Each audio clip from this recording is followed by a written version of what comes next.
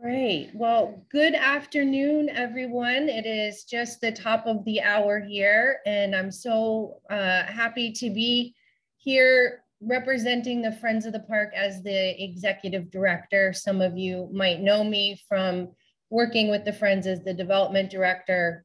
I was happy to join the team as the executive director this past August. Today's annual meeting has some really important business, and I know a lot of you have some hot topics on your mind that you're probably looking to get answers on and hear more information about. And so I'm just going to share with you a couple of our agenda items today and a couple of housekeeping things just to make sure that this annual virtual meeting goes smoothly. So if you have connectivity issues, you can turn off your video. Of course, we love to see your face. I have everyone muted, and I ask that you continue to have yourself on mute unless we're in the questions and answer session, which will be towards the end of the meeting.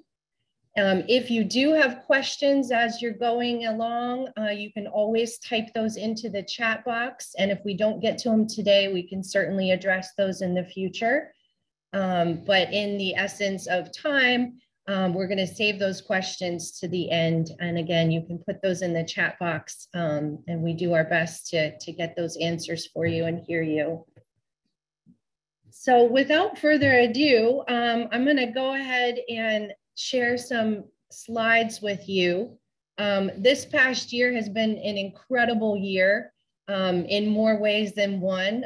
The word Zoom became a verb. Here we are, let's Zoom, we're Zooming. I hoped it would be over, but we're still doing it. But what's so remarkable about this year from my perspective is how we didn't miss a beat. Because of your support, our volunteerism, our park staff, we actually broke records this past year in many ways and covered more beaches and counted more turtles and reached more people. And the trails are in better shape than they've ever been. And so I just really commend you all for not wasting any time. I'm just so proud to be with such a motivated group of members and supporters and volunteers who love our park and are willing to always go the extra mile. So I'm going to share my screen with you and just kind of focus in on a few of our highlights this year.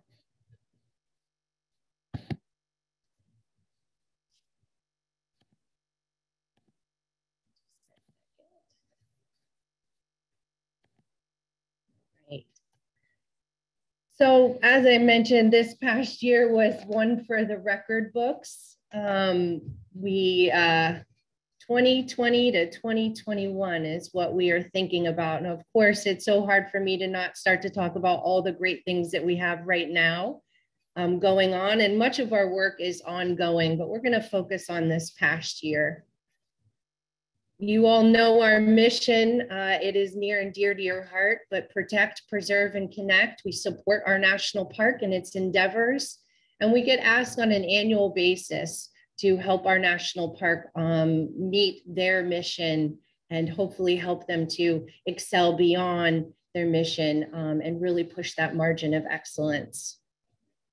So today's agenda, I want to talk to you a little bit about the impact that you made this past year in our national park. And then we're going to be asking for our member body to affirm our newest board members that we have, Shakima Jones-Sproul, our St. John administrator, Paul Jobsis, director of the Marine Science Program at UVI, and then a new seat that we created as we're working really hard to foster the next generation of conservationists here in the Virgin Islands. Lila Uzel is our young professional board member, an honorary seat that we hope will expand into an active working board of young professionals. So just really a special time for the Friends to bring on these new board members, and their expertise is going to be so welcome. We're also going to have a state of the park address from our superintendent, Nigel Fields.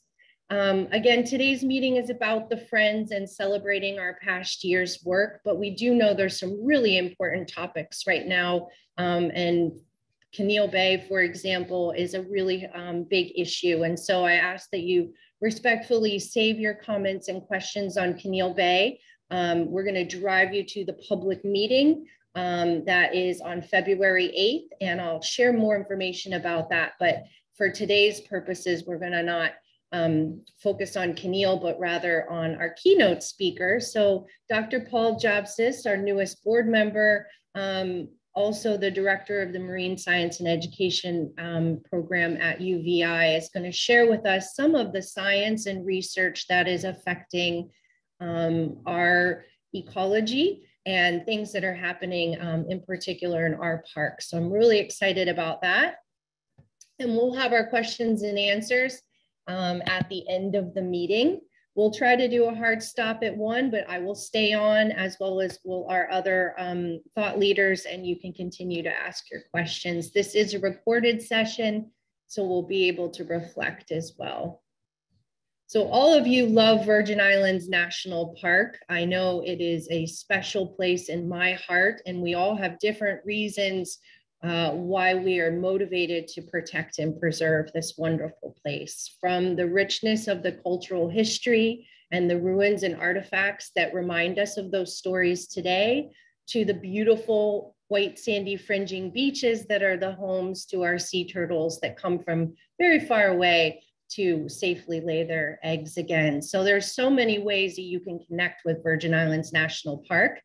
And our breadth of programs, I think, speaks to just the many, many ways that any person could connect. By the numbers, like I said, this past year was as big as any for us. Despite some of the challenges that we all faced in learning how to pivot and do things differently, our partners, our volunteers, our park staff, everyone really rose to the occasion. And you can see by these numbers, we made a huge impact in our park this year. The Learn to Swim program, something that Ranger Laurel Brannick has been manning for over 2 decades. This past summer, we were really excited to start to train some young St. Johnians as water safety instructors with the Red Cross. And that is an expansion of this program that I'm just so excited about. And you will continue to see that Learn to Swim program. Those volunteer hours, that is nothing to be shy about.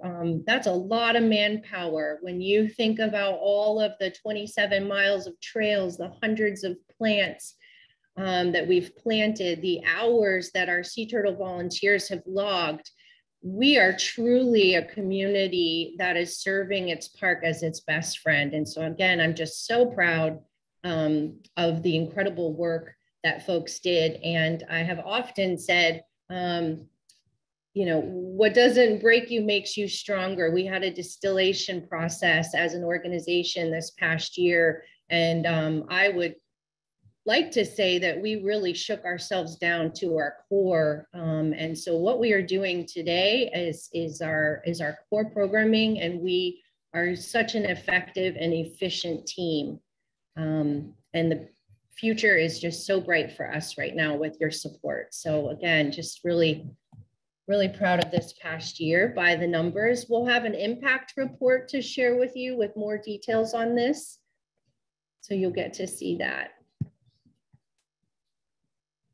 I'm sharing this photo here just to emphasize that although we capture our work and look at it as a year in review, our human timeline is not the same as our park's timeline. And so most of the work that we do, although it has a seasonal end and perhaps a budgetary end, it is ongoing. All of our ecosystems and the natural resources that we protect and the work that we have to do is completely ongoing. We don't ever take a break. It doesn't matter what year it is. And so, for example, the work in Hurricane Hole, studying, researching, replanting mangroves, we've been doing this since 2017 in the hurricanes, and we will continue. Here are the programs that we have this year. Again, these are many of the same programs we had last year. But I share this with you just to show the breadth of our influence and our impact with our park because of your support. And so really know that you are a part of a great organization as a Friends member. There's many Friends groups around the country, and we certainly are one that other Friends groups look to for inspiration. So compliments to you all. I share this with you because not only is it our logo, but it is one of the most beautiful creatures that we have here that draws people to our park. And so I share this with you as just a reminder of this very sensitive balance that we're always trying to strike between having firsthand experiences with our natural environment and protecting and preserving. And so education becomes such a big part of our work. And I hope that you will see in the years to come how much education and outreach we're doing and how much we're hopefully empowering you to be the best park steward that you can be for Virgin Islands National Park. I would be remiss if I didn't mention something about fundraising. So we are always in the business of having fun. And our gala was our biggest fundraiser. We're taking it virtual. There is a virtual trivia that has been curated by some of our park rangers, local experts like Eleanor Gibney, and led by our program coordinator, Mark Deswecki. So do visit the Friends website and sign up, buy a raffle ticket. That's another way to help us, and you'll win something in exchange. So it could be a lot of fun. As I mentioned, I know many of you are thinking about Keneal, and we have lots to discuss and share, and this is an ongoing conversation. So I just want to reiterate for today, my goal is for you to visit the Friends website for more information on Keneal, read the newsletter that the park recently produced, go to the public meeting and submit your comment. You can always reach out to us for questions, and again, use the comment box here today as well. So without further ado, I'm going to pass the mic to our chairman of our board, Andy Rutnick. And he's going to handle some business. I'll mute my. Am I ready? Good. Well, first of all, let me thank everyone for coming virtually, and those that are here actually in person but are virtual. Thank you for joining us on your island visit. And of course, welcome our board members and staff to this annual meeting, which is, I would prefer to be in person. And I'm sure that all you would like to be sitting at Trunk Bay, maybe looking out over the water at our annual meeting, but Tonia's made some pictures available to get us in the mood. So thank you everyone for coming. And I would like to also give you a little bit about our past year, very briefly, in that we have selected an executive director, Antonia. And she has been doing a terrific job. When we charged our committee to look for a replacement for Todd Samsel, who had to leave abruptly, we made a point that we would also very much look locally for the replacement and not just pull somebody in from outside of the territory. Certainly, we respect the credentials and the knowledge that these outside people bring, but there's nothing like a homegrown person to be able to understand the social dynamics of the island and in real time. So, Tonia, you've done a great job so far. We're looking forward to you leading your incredible staff, a staff that I have come to know personally, and they are young, they are passionate, they're dedicated to making the Friends organization successful. Like she said, they don't sleep, they don't wait for appropriations. We get out there, we get the job done, and we do it on our time and our schedule. We work with the park very well over the last year and in the past. But we certainly are the go-to people when we have an emergency or there's money needed for garbage pickup or any other service that the park might have a hard time accomplishing, considering their budget cuts, which are drastic. I have to say this publicly, that we need to lobby the National Park Service, the Interior Department, to staff the Virgin Islands National Park. We had, I can't tell you that we're down probably 60% plus in staff, and been that way for a while. And this is an impact in the park. So having said that, and again, recognizing the passion of the Friends, I would like to open up the annual meeting on January 18th, 2022. And we have a very limited agenda. We have some great candidates that we want to have the membership affirm that we have selected through our process. And of course, the mission statement, protect, preserve, and connect. These three additions are exactly matched to that. We have Paul Jopasis, who is a professor at UVI, as Tonya mentioned, with extensive knowledge, been here in the Virgin Islands for quite some time, and understands, a lot about the resources in the Virgin Islands that we're in the National Park trusted to preserve. We also have a connection to the community with Shakima Jones-Sproul. She is currently serving as administrator of the island, and therefore we couldn't get a better connection to having input from the local population and having her on the board. And last but not least, Lila Uzel, who is a young Virgin Islander and was raised here on the island of St. John, and I might say in Fish Bay, my neighborhood. She has now come back to the Virgin Islands, and she's been going to UVI to get further education. She's also very active in the resource protection part of the Friends of the Park.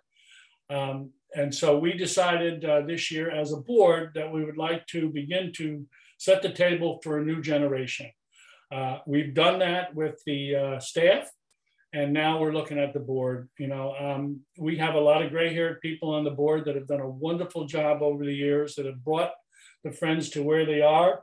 Some of them before my even time, that we stand on their shoulders. So I think it's time we begin to build a new future for the Friends, and that accomplished in staff. Now we need to work on the board. So we are going to add this position. It is a junior member of the board.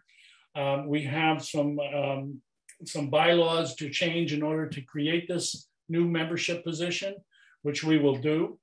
But in the interim period, we welcome Lila onto the board with all of her youth, energy, and contributions. So the membership will vote on the affirmation of what the board has selected.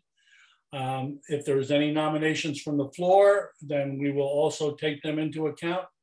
But if not, I'm looking for a motion to approve the membership of these three fine people. Do I have a motion?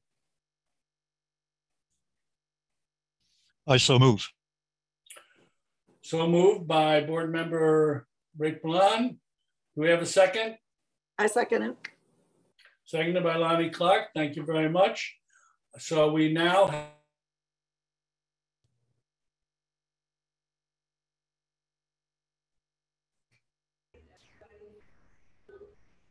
Andy, you're muted. okay, sorry, I've muted myself. I'm so used to muting out.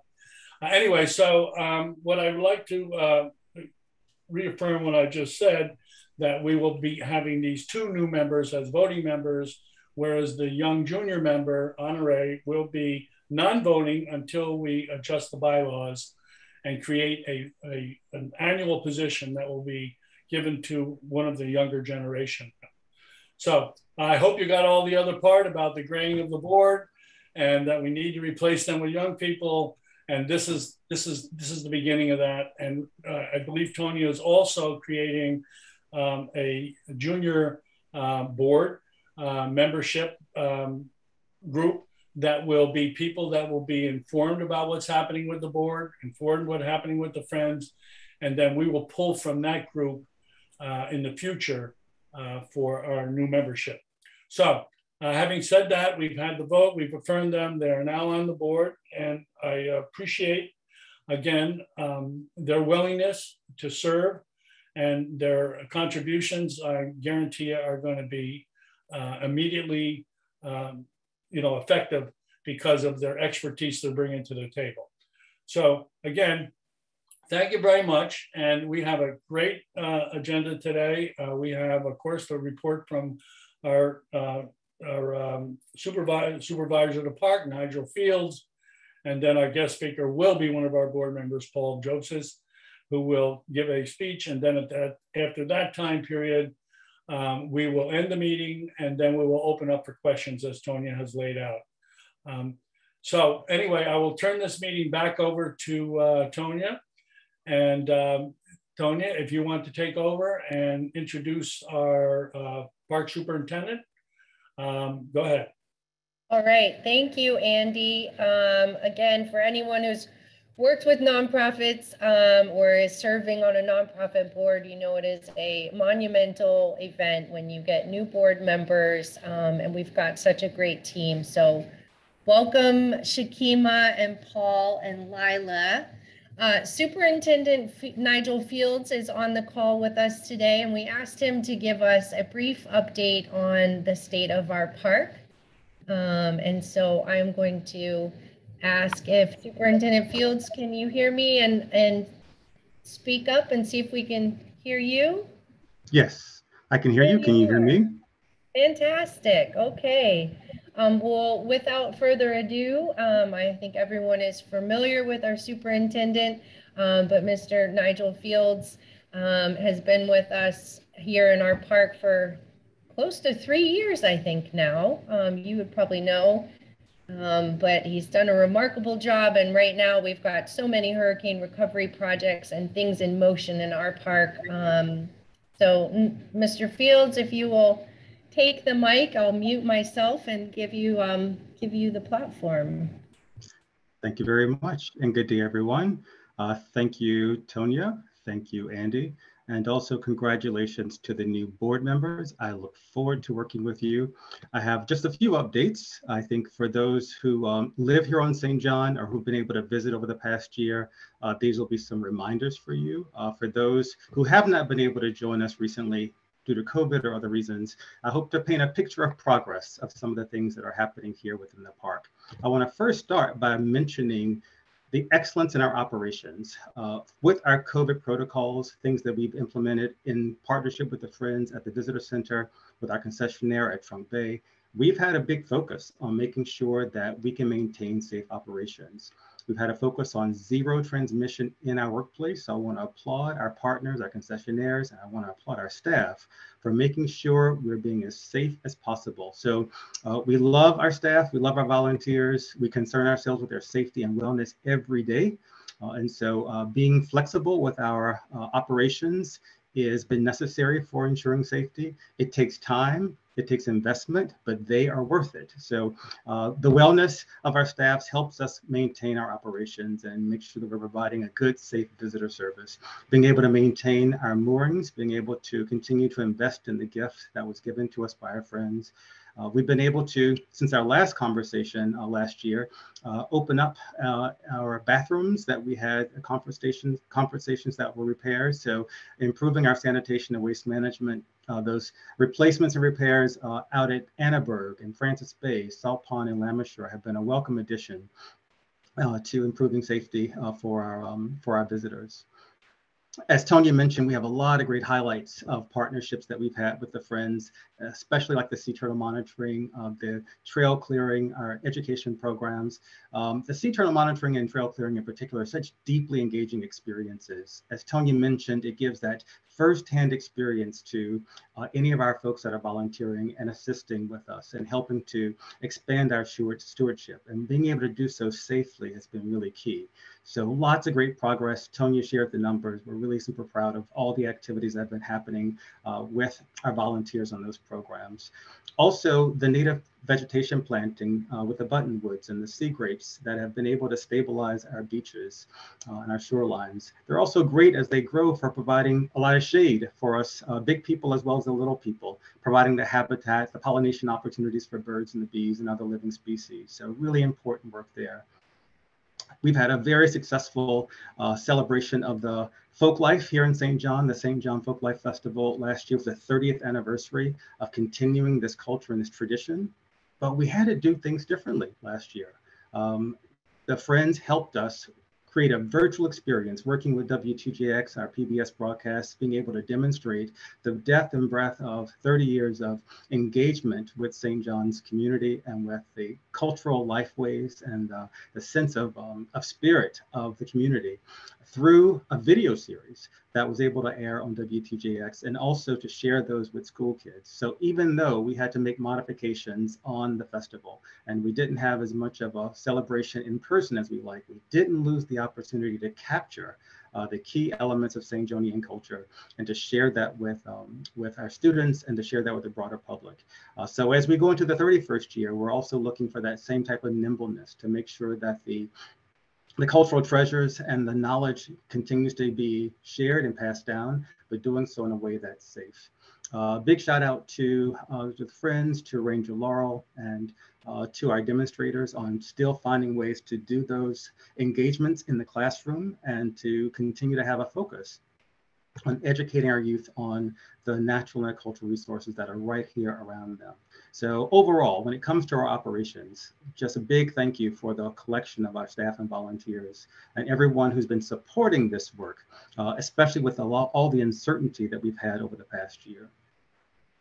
Shifting gears, talking about some of those hurricane recovery projects that Tony mentioned, just yesterday, we presented a portion of our shoreline stabilization plan, mangrove planting and coral restoration, all focused around the Annaberg and Leinster area.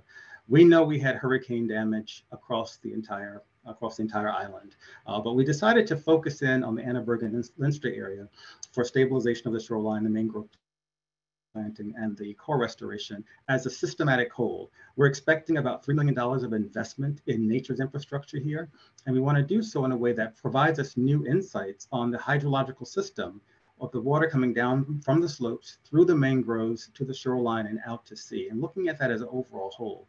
Our goal is to restore the critical habitats and for us to learn about how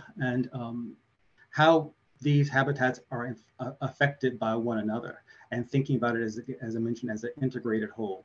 So the critical habitats that were damaged by hurricanes Irma and Maria will be stabilized collectively as an overall system, being able to do so in partnership with Gift Hill School, University of Miami, Coral World, the Nature Conservancy, NOAA. These are expanding our capacity by them bringing on their expertise and launching in this journey with us. So we expect this to take over the next 3 to 5 years for us to do all of the work here. Some of the things will be relatively straightforward, like stabilizing some of the shorelines, doing some of the mangrove planting, monitoring the growth over time. But things like coral reef restoration take even longer periods. Clearly, there's some coral that can grow relatively quickly, others that take many, many, many years to grow. So it's a long-term investment, but it is something that we're really excited about, that we're aiming to learn a lot about and also make us better prepared for future storms.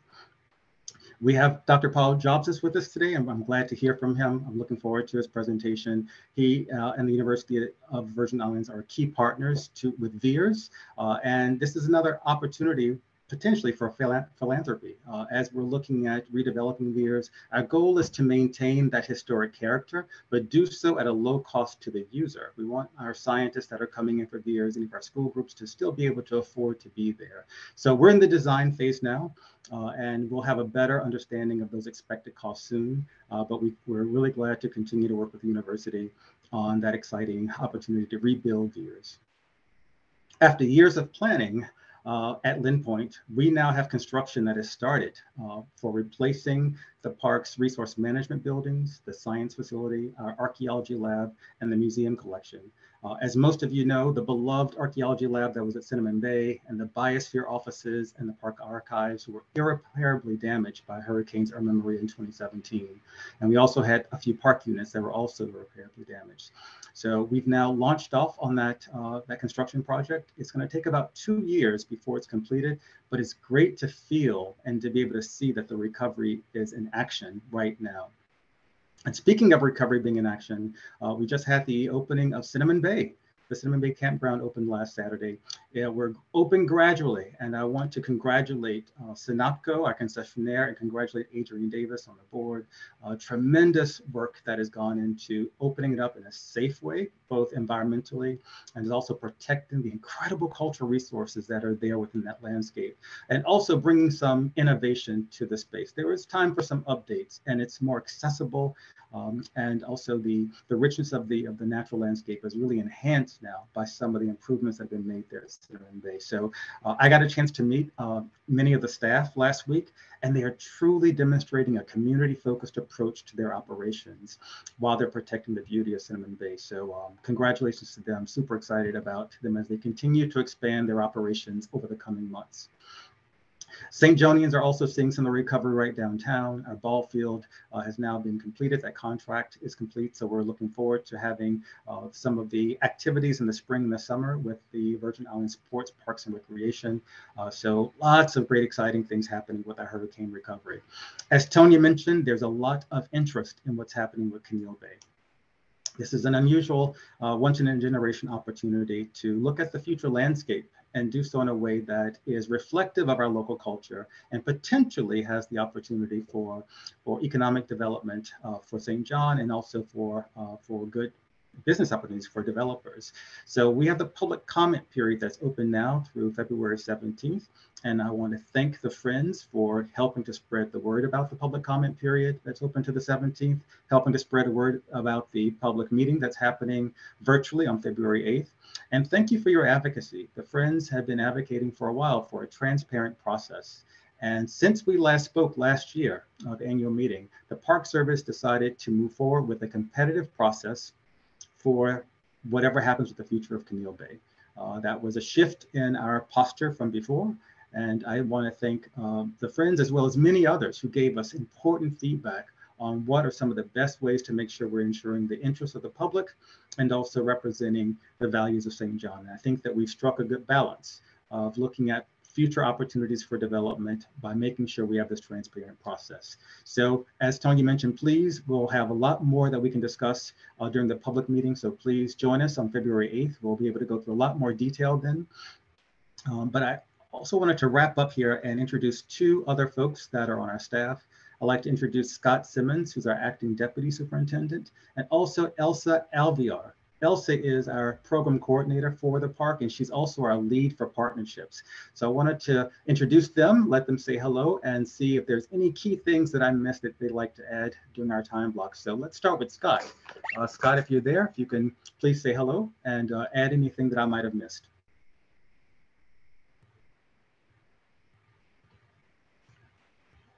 I'm not sure if Scott, are you with us today?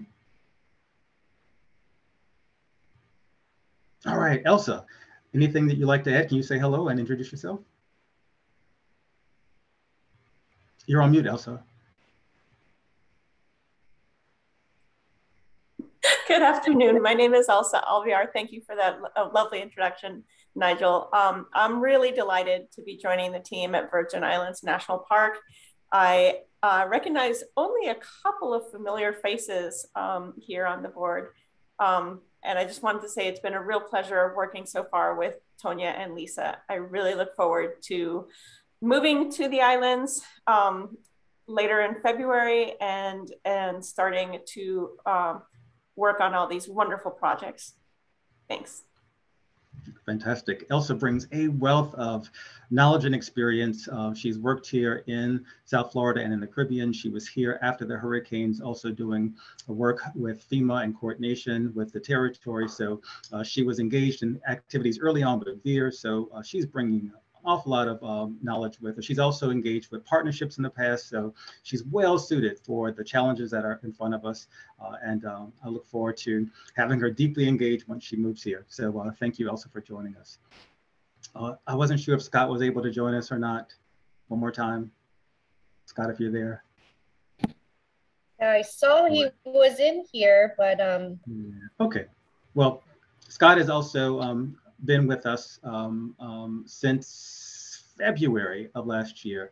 And Scott has a wealth of experience from the facilities management standpoint, as well as leading projects in the Washington office. He's also been a Bevanetto Fellow, so he had time working on the Hill. So the range of expertise he's brought has also been tremendous and has been incredible value added. So want to just thank them for a lot of the work behind the scenes on all these projects that we have going on.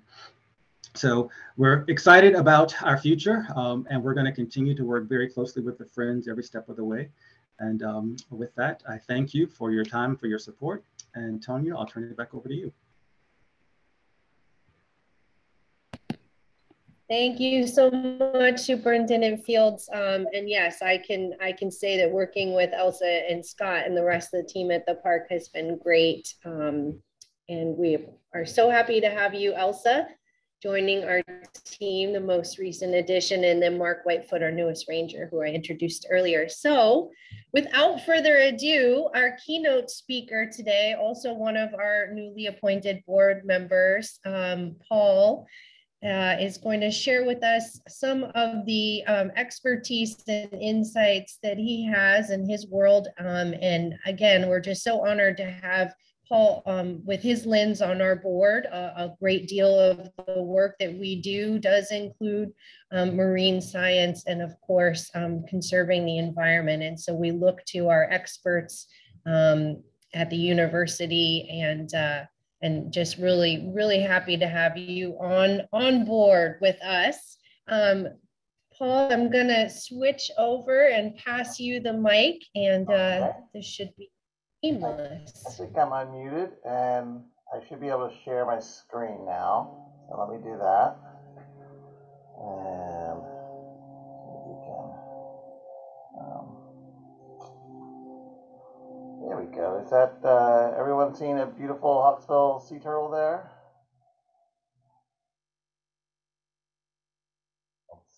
I hope so. So yes, we can. Awesome. Yes, we see. Great. My name is Paul Jopsis, and I am the director of the Center for Marine Environmental Studies here at UVI, and I am very honored to be part of on the board of Friends. I'm really hoping to see how this works and how I can contribute. So I was asked to talk a little bit about marine science in the USVI and some of the history with the national park. So I'll try to do that and see if I can keep that to about 20 minutes. So let's go ahead with that. A little bit about the history here. Of course, there's some early stuff. The HMS Challenger, many of you know your history. That was the sort of first marine study done by the British, and they actually came through the Caribbean and in areas near here. Did things like take water samples and steps way back 1873. But more recently, as the Park Service sort of grew, we had Lawrence Rockefeller, of course, make that big investment, and also bring in people from the University of Miami to start doing studies here. And that sort of turned into what was VIERS, the Virgin Islands Environmental Resource Station. And I have that marked out there to 2017 because that was when the campground got sort of closed down due to the storms. And we're working with Nigel and the Park Service to get that opened back up and serving the educational groups that it served before, as well as researchers. I'll talk a little bit about those researchers as well. But UVI, then it was CVI, College of the Virgin Islands, was established in 1962, and it had an early role in VIERS and the Tektite studies and things like that. So it really was part of that from the very beginning, even though CDI was very, very small at that time. We continued operations out there at Lavishore Bay, and even today, that's why I have the 2022 on there. We do still have a lab that's working there, and we have researchers visiting the Virgin Islands and doing that. Let me touch on a few others of these on this very complicated slide, overly complex. So the MMSC is the McLean Marine Science Building. That was built in 1990 and was the home to Marine Science Studies at UVI until 2017, and that was very badly damaged in the storms. And is scheduled to be reopened this May, and so we'll talk about that a little bit as well. The Center for Marine Environmental Studies was started in basically 2000 or 1999 with 4 people. We now have 35 employees with 6 NSF, National Science Foundation funded researchers, and each says have about 5 staff members. So we're really growing, and with help from the National Park, we've been doing great stuff. One of the reasons why that has grown so much, I'll say 2 reasons. I'll drop down a little bit here. VIF score, that's the National Science Foundation Award. We've been granted 4 of these awards since 2003. The first one was an exploratory grant, and then we've been getting 5-year awards since then. And so we have one from 2020 to 2025 now called Ridge to Reef. These are large infrastructure building grants from the National Science Foundation, about $20 million for each 5-year period. And so that is, and about half of that is being directed towards marine science in the Virgin Islands. So that's one of the reasons why the Center for the Virgin Islands has been able to grow. And then one of the great things that VIF score did, and maybe I should explain that's the Virgin Islands established program to stimulate competitive research. They basically want the Virgin Islands to become a competitive researcher where we can get grants from everywhere. Okay. One of the things that was established in 2007 was the master's program here at UVI. It was not the first master's program, but I would say it's definitely been one of the fastest growing. We now typically have over 60 or 70 applicants a year for a class size of about 15 people. So we currently have around 35 students enrolled, and they are the boots on the ground or fins in the water doing this work. Most of the researchers would be stymied without that. We're able to support those students very well, I think, and I believe basically 100% of them get at least some type of funding, and some of them get quite nice funding. Some of that support has come from the friends in the past as well. All right, I'm going to take time. I'm going to jump forward a little bit. So here's the Center for Marine Environmental Studies. On the left side there, the McLean Science Center. That should be sort of what it looks like in 2022 here this May.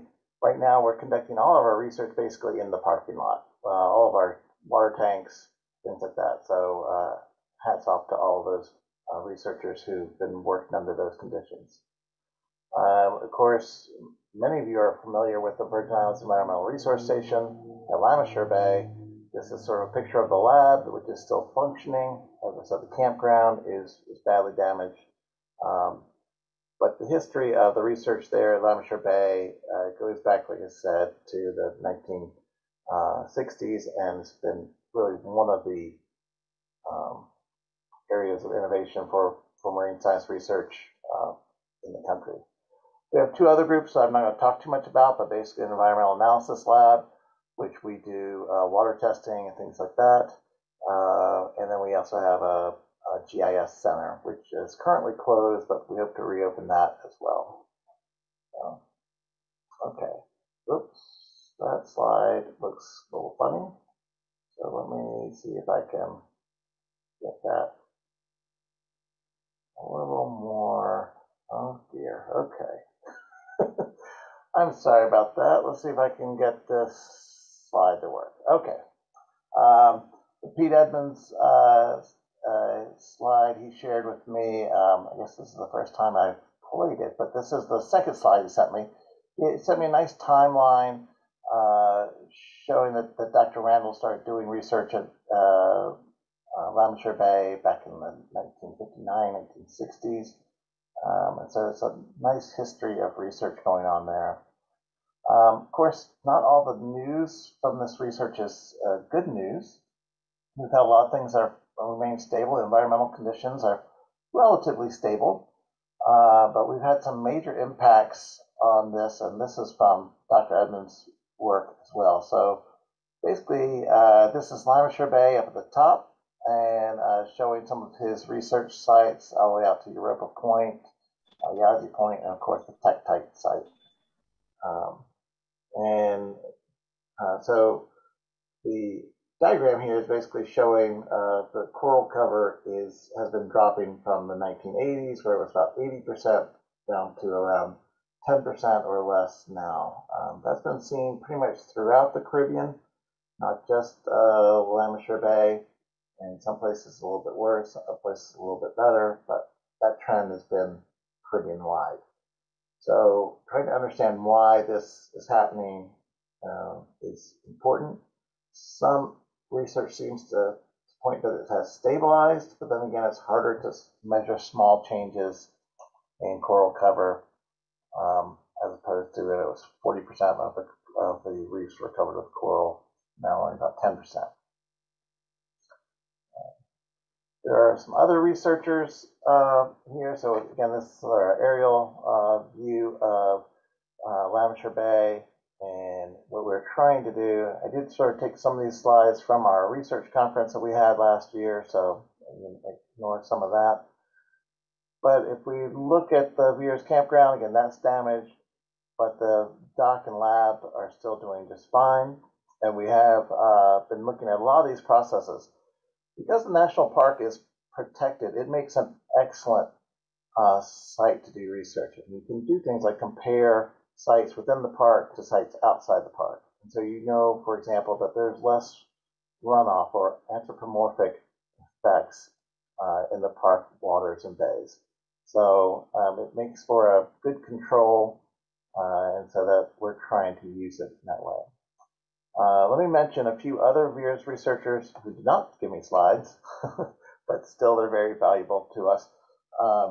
So Howie Lasker from SUNY Buffalo, studying sea fans and their persistence on the reef and their reproduction styles and things like that. So that's some interesting work that he's doing. We have Amy April from Woods Hole, who's coming down, and she has done some microbiome studies on corals.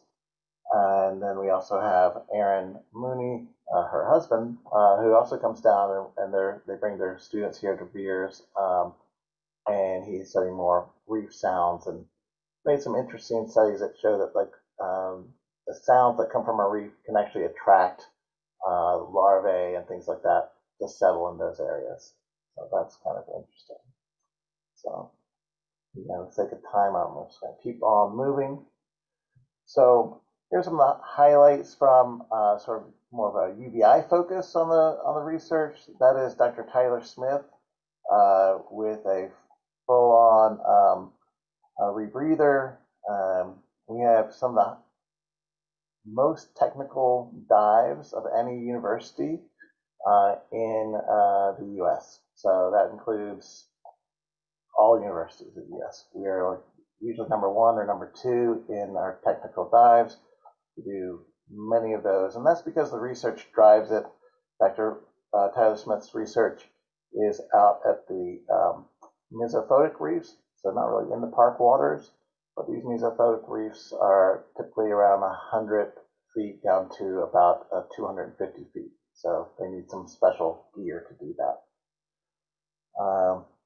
We've been looking at the reproductive behavior of Nassau groupers, and I think many of you probably, you come down here, you'll notice, especially those of you who've been here for a while, that the groupers are coming back. which is very exciting. They are still federally protected, so can't be speared, but the numbers are coming back. We've also looked at the variability in some of the movement of sea turtles and reef fish. We actually had a full research thing set up looking at their movements when Hurricane Irma and Maria came. So we got to see how they moved in relation to those hurricanes, which basically they went a little deeper but didn't go very far and then came back shortly afterwards. Okay, so Dr. Marilyn Brandt has been doing some research on stony coral tissue loss disease, and she's a coral restoration and coral disease expert. And so she has been she's working with the National Park now in her program of the VI reef response. I'll talk a little bit more later. Okay. And again, our technical diving is top in the world. So some of the current research areas, again, watershed monitoring. This R2R grant, which is the new VI EPSCoR award, is looking at how the watersheds of the territories and how those are affecting the reefs. So whether it's agriculture on St. Croix or land development on St. Thomas or runoff on St. John, we're trying to measure that and look at those effects on the reef. And we are also looking at mangrove function and doing recovery and restoration. That's Dr. Kristen Wilson Grimes. She is a force and is an excellent researcher. We are doing some fish ecology with Dr. Rick Nemeth, and I can also show a slide from him as well.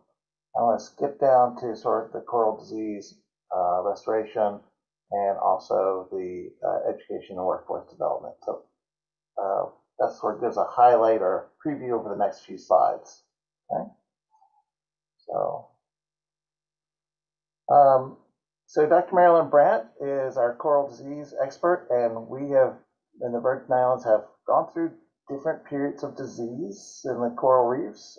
We had a diadema, the long spiny sea urchins. Those died off in the 90s, had an effect on the corals. Those have come back.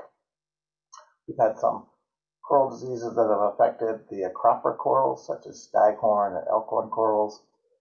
Those are fairly fast-growing corals, and they are starting to come back. You probably will notice that if you're snorkeling, that those corals are recovering pretty nicely. But there is a new disease in town, and that is the stony coral tissue loss disease. It really does not have a known cause.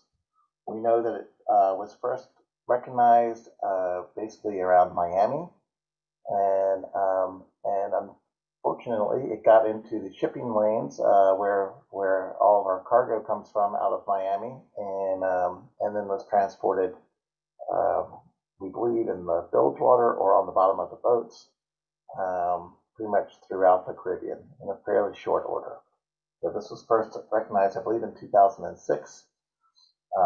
It came to the USVI, I believe it was in 2019, maybe in late 2018, and it has been devastating these large corals like this maize coral or brain coral in this description. And what they're doing is basically trying to cut off diseased portions and salvage, and then they actually treat the corals with an antibiotic to try to have it heal as part of the restoration process.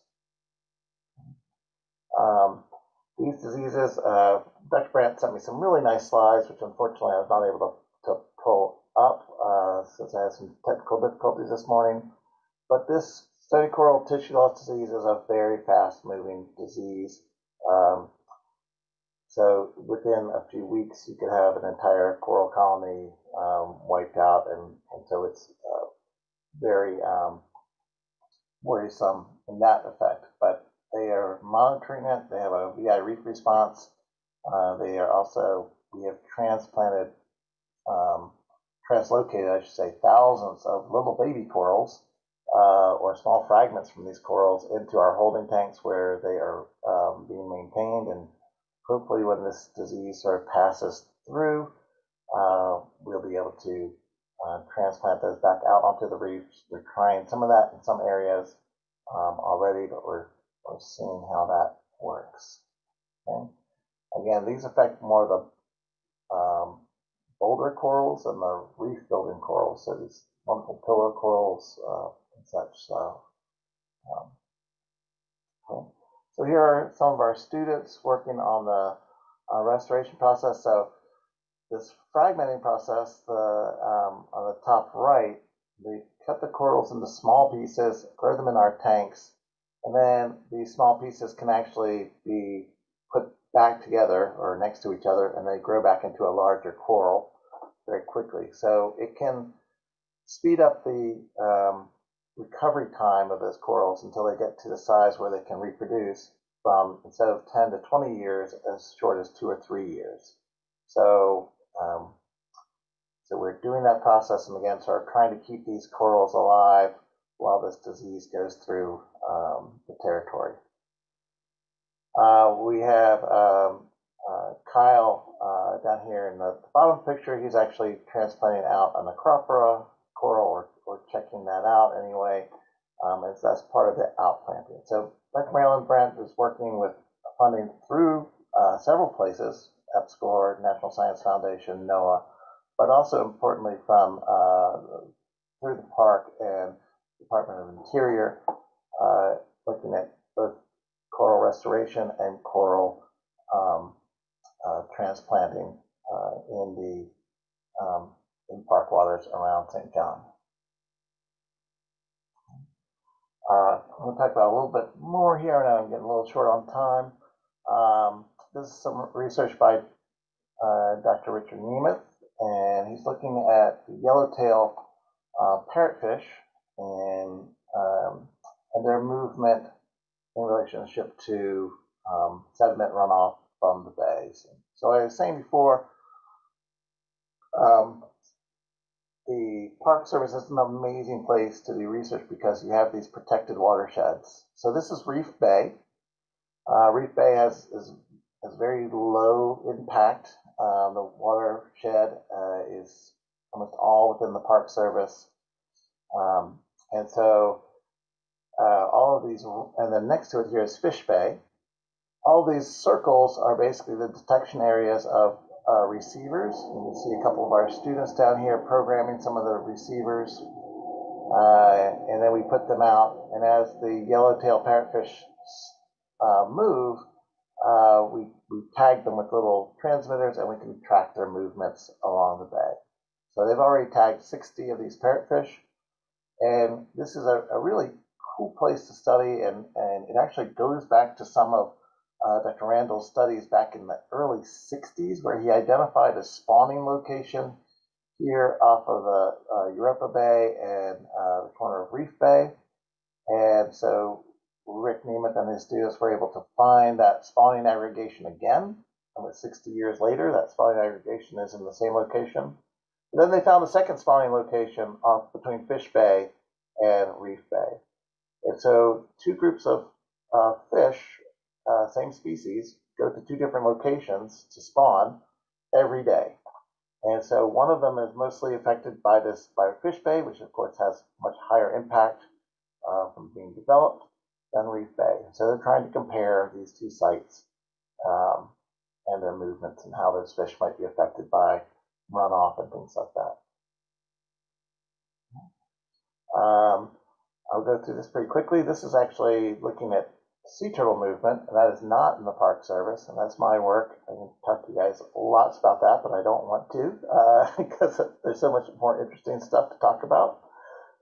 This is Brewers Bay and around the airport, and what you might not know is endangered hawksbill sea turtles are quite abundant around the runway, and so we've been tagging those sea turtles, and we've put in a new acoustic array, which is similar to what we had there before.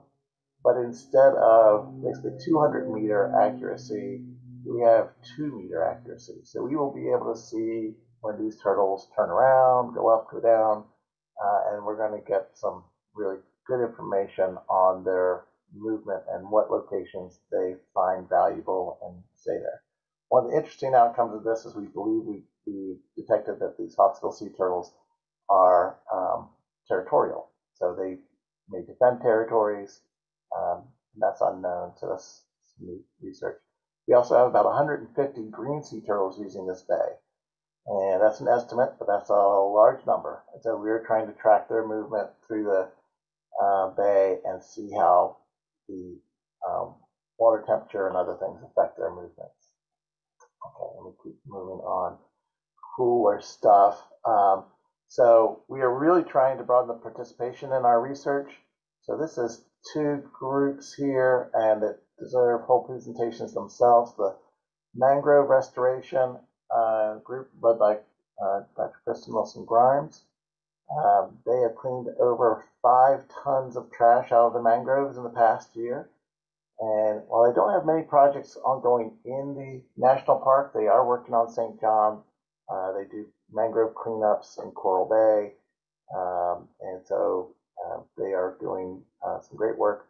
They have thousands of mangroves, not just the red mangroves, but white and black mangroves as well in our nurseries here. And they are evaluating locations to transplant those. I hope that's the project that Nigel was referring to as well. I didn't know that was a partnership with the park, but if it isn't, it should be. And then we have VI Reef Response, which I talked about before. That is the coral reef, and what we're doing, trying to recover those corals and then plant them back out. Okay. And of course, we would be nowhere if we didn't try to educate our youth, especially at a university. So we have education and outreach programs through our Virgin Islands Marine Advisory Service and through VI EPSCoR. And some of you, and the Friends has been part of this for a long time in supporting students to do summer camps at VIERS. We're trying to continue this and doing this with our summer education camps. And then the students who do really well in our summer education camps get selected to do scuba training, and that's been hugely successful. Okay.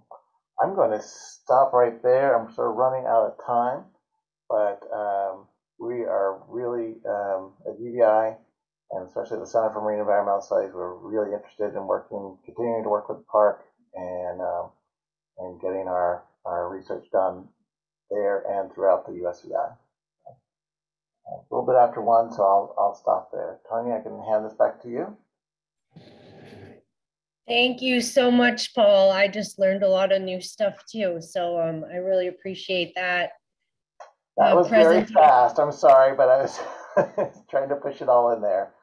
Well, it's fascinating. And I know each one of those slides is probably a whole presentation in itself. And again, we're just so grateful to have your expertise and on our board.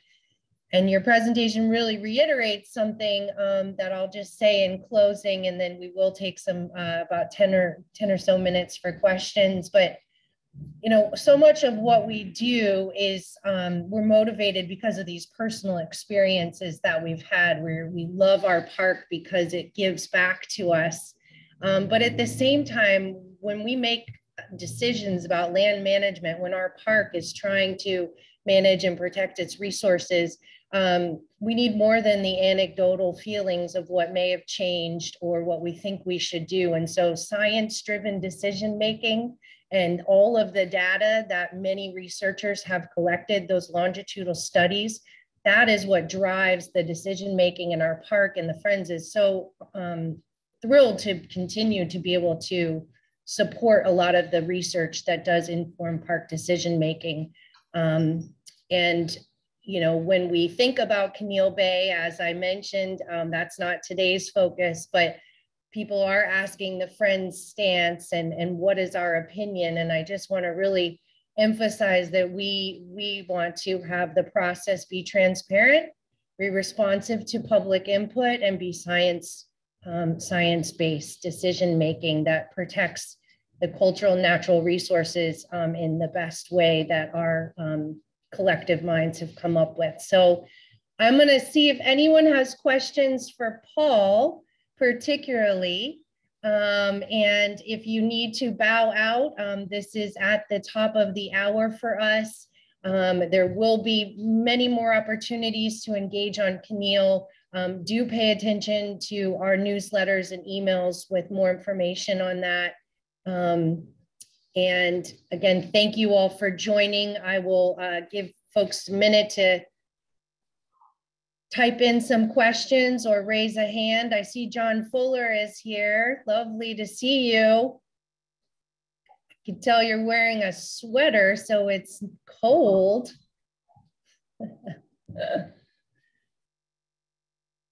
All right, so do we have any questions in the chat room right now? I see Gary's got a hand up. Gary, if you'll unmute yourself, I'd be happy to hear from you. Okay. There you go.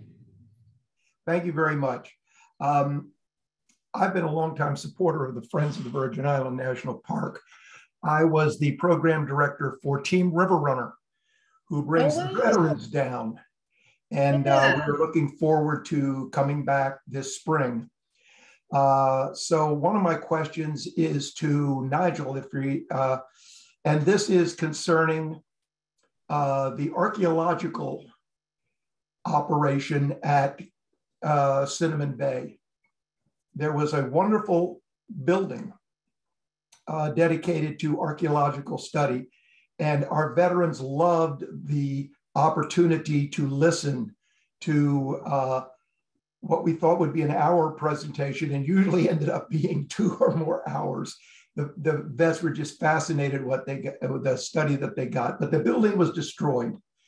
And I'm wondering if you all will have something like that out there at Cinnamon Bay to continue that program, and if possible, to do a Zoom by the archaeologist about the archaeological information available about the Virgin Islands and the background that goes back to the Indians and the amount of restoration that is going on. I know that's one of the things that has kind of held back the opening of Cinnamon Bay Resort.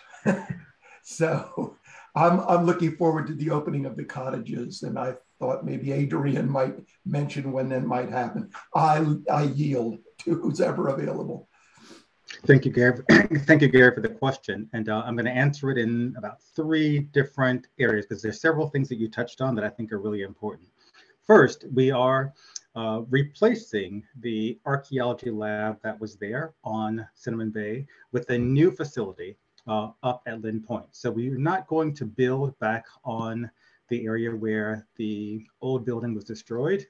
We just can't justify doing so, where we will likely lose those resources all over again with another major storm. But all the exhibits were protected, the artifacts were protected, and we're going to build a new archaeology lab up at Lynn Point right next to our museum collection. So we're going to have greater capability and greater access for those who are interested. So now imagine being able to not only see the archaeology lab in action, to see the processing of the artifacts, but also be able to walk into the collection space as a part of your tour and be able to see how we store them and where they are located. So the new facility is going to give us a lot more capability and make an even richer experience.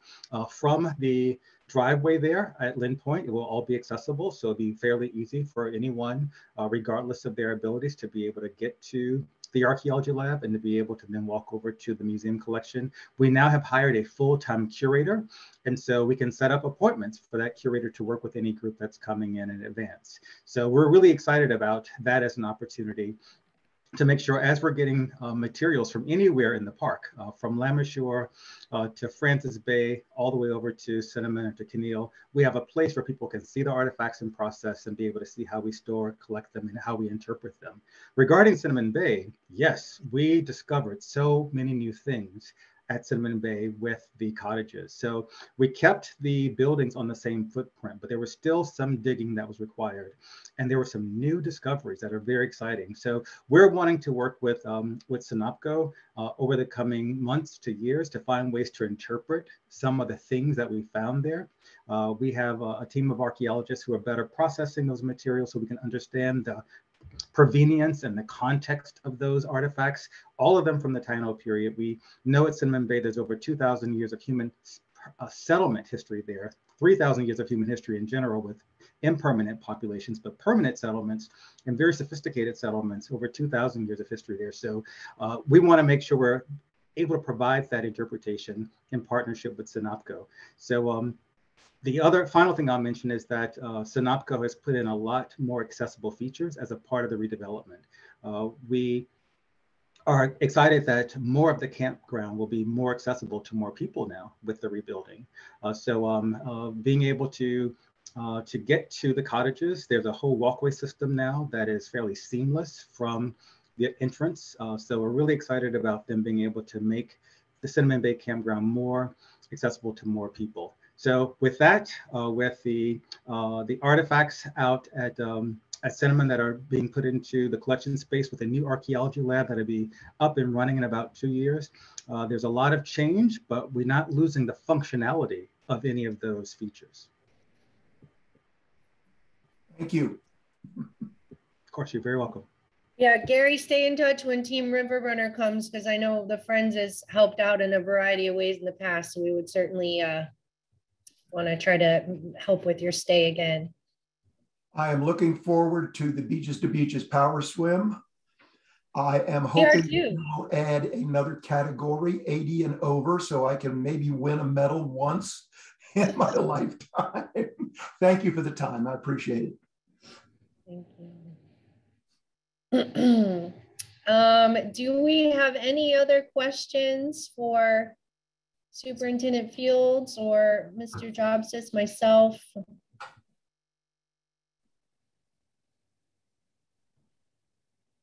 see any in the chat room right now, and I don't see any hands up.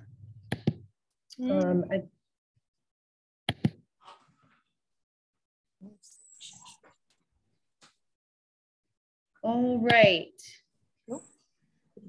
I hear a voice. If someone is trying to ask a question, speak loudly. Hey, Tonya. Yes. Hi, Susan. It's Susan Crane. Since no one has a question, this is a very long-term question, but there are 30 or 40 national and state parks now that are dark skies international parks where stargazing can really be done well.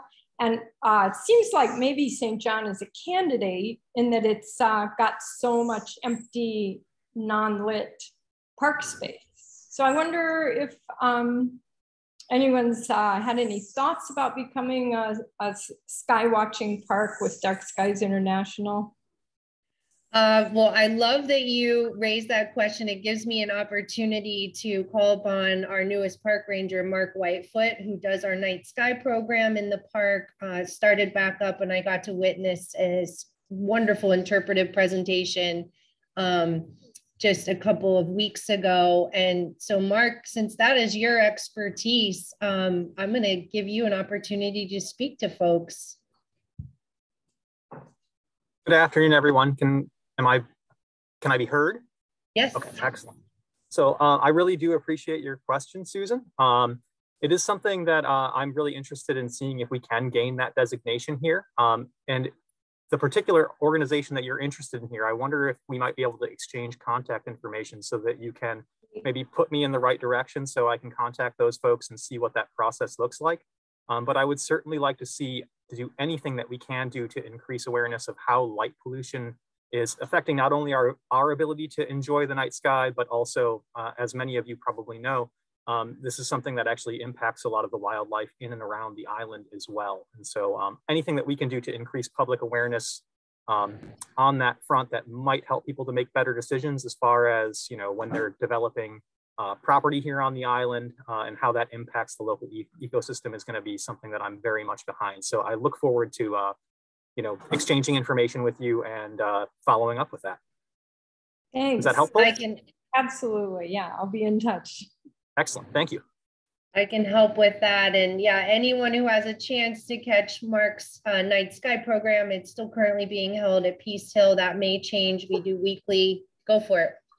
So actually, on that front, we have moved the Night Sky program back to Cinnamon Bay. So that's happening at 8:15 on Wednesday nights. And we're really excited to be operating at the campground again. So thank you for the opportunity to self-promote. I appreciate it. Yeah, it was an awesome presentation, and it really reiterated just how much each one of our individual decisions is part of our greater effort. And so oftentimes we think about solar lights being more environmentally friendly, but Mark pointed out they should also be motion sensor detected so that they're not on all the time. And so we can reduce our cumulative impact just by small individual decisions. So thanks for bringing it up, Susan. Anyone else right now with a question?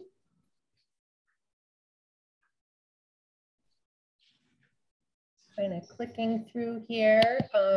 Again, so grateful to have all of you here. We have a really full house of folks that join this meeting. Thank you again to our newest board members, Shakima Jones-Sproul, and to Paul Jobsis and Lila Uzel. It's really an honor to be a new executive director and adding new board members with such a great staff and your support. It just feels like we're poised to just do really great work. So again, thank you all.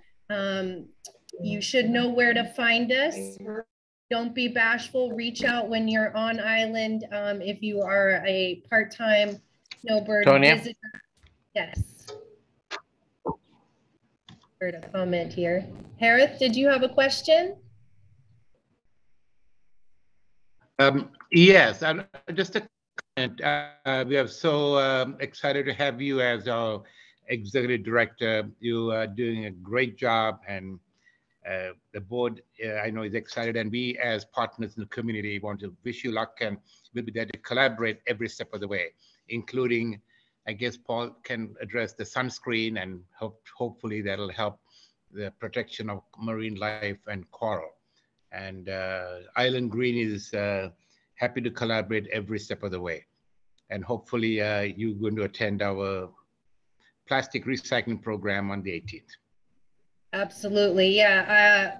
For a small island, we have a lot going on. And so what Harith is alluding to is an opportunity to not only continue to promote the aluminum recycling on St. John, but we have an oceans-bound plastics program that Island Green is launching, and the Friends will be eager to get the message to park visitors to pack it in and pack it out and recycle whenever possible. So that is a new opportunity coming down the line. So I'm going to go ahead and say we wrap it up here. Again, thank you all so much. I know we also had the St. John School of the Arts represented here. We have worked closely with the Coral Bay Community Council doing some of those mangrove cleanups. It is a concentrated and collaborative effort. So again, you're part of a great team, and keep in touch. And here's to a great 2022 for all of you. All right. Thank you, everyone. Thank you, Tonya, and everyone. Great. Take care, folks. Great job, Tonya. Yeah. Have we given a thought to having more than one annual meeting annually?